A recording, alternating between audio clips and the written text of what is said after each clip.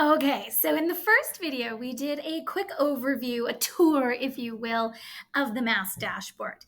In this video, we're going to take a look very carefully at how we would actually go about analyzing part A, that numerical response. And there's basically two things that you're going to be doing that are going to be the crux of your analysis. The first, of course, is going back up here to that division, or in your class, that classroom or school table 2 summary. What you'd be looking for, and I've already alluded to this, are those areas of, oh boy, we've really got this, or you know what, these are areas that we know and we can see from the data that we generally need to focus on. We've kind of color coded it. Green means go, red means stop, orange means, or yellow means caution. So the same kind of idea. So if I was looking for areas that I would focus on really honing in on with students, they would be those areas found in red. That's simple. All right. So I would take a look at what outcomes were related to those areas in red. Now, if we are looking at the grade 1, 2, and 3, the division table 2 summary is going to look a little bit different. It's going to have the actual learner outcome, or a shortened version of it, written here under the reporting categories section. For those of you who were working with the legacy curriculum, so grades 4 and 5, you're going to have it so that it looks very much like this. The outcomes are just too long. We couldn't put them into that format. So first thing I would be looking at if I was looking at the legacy curriculum is I'd be looking here, and it says that it's N11. So that means number outcome 11, which is related to the addition of decimals.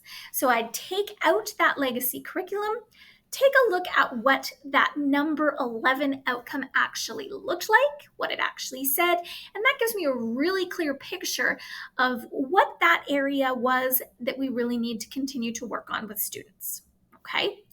Same idea with these ones, our green ones. I'd look at those as, hey, you know what? What's working really well? What worked well with these students that they were able to achieve such a successful experience with that particular outcome? So that's kind of the first stop.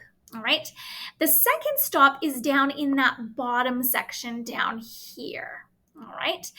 Now, for this bottom section, as I alluded to in the previous video, you can, of course, sort the difficulty level. You can have it appear however you want, green first, red first, it's totally up to you. And you'd be looking for areas of success, and you'd be looking for, of course, areas for growth. So what I would be looking at is, if I was looking at success, I'd go, wow, 88.4% of our students were successful with question 3. So I would take out my teacher copy of that formative A, and I would look at what question 3 actually was. All right. I would also take out my item analysis for formative A, and I would look at what outcome question 3 specifically was making reference to and meeting. The second step is I would click on that outcome, and of course, our response distribution changes dramatically. All right, so I can see, of course, there's not going to be lots of red here because most students were successful with it, but I can see that the errors that did take place, the answer was 15. We had some students, one student who answered 20, one student who answered 2. So I could look at this and say, okay, so most of the class was successful with this question. Let's drill in and hone in on those who weren't. So what is the gap that sort of was present that sort of did not allow this student to be successful? Now, what's really nice, and it won't show on mine here, but when you are in your school and your classroom, you can click on the red, oopsie doopsies there, sorry about that, got a little too eager. You can right click on the red, and what it will show up is a lovely little dialogue, if you will, that says more than just show us table. What it will also show is it'll at the very bottom say drill through. If you click on drill through, what it's going to open up for you is the name or names of the students that made that selection. So if I drilled through on, what student in my class said that it was 2, because it's 15, like I don't know how you would get 2. So I need to know which student this was so I can dig deeper. So I would right click on that response of 2 and say drill through, and it will open up a new window where it tells me which kiddo that was. That helps me then go, okay, I know exactly what to do to support this student. Now, if we go back to some of these questions where we're like, we didn't do so hot with this one, let's pick, question number 17 here. If I click on question number 17 for the numerical response, I of course would have that question here handy with me. And I can look at my division response distribution.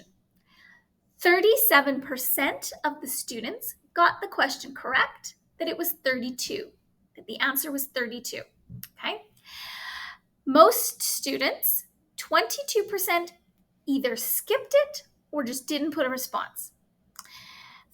3% had the answer as 33. Now that's a very close answer. So what I would then do is I would right click on that response of 33.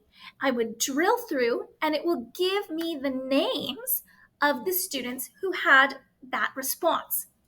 Then what I would do is I would take out my item analysis and I would look at those questions that are in that far right column, because those questions would then help me determine what the errors were that those particular students were making. So let's say, obviously if those students all got 33 as the response, there's a common error there. So my role would be, as the educator, to look at what that common error was and provide those students with some targeted instruction to help them move past perhaps that misconception or that common error. So that could look like, pulling them in for some small group, doing a small group lesson just to clarify that, or taking a few steps back for that group and providing them with multiple small group lessons to help eliminate that misconception or error. Okay, so this is how you can utilize and really drill down to the important information to really truly help target instruction for enhanced student growth.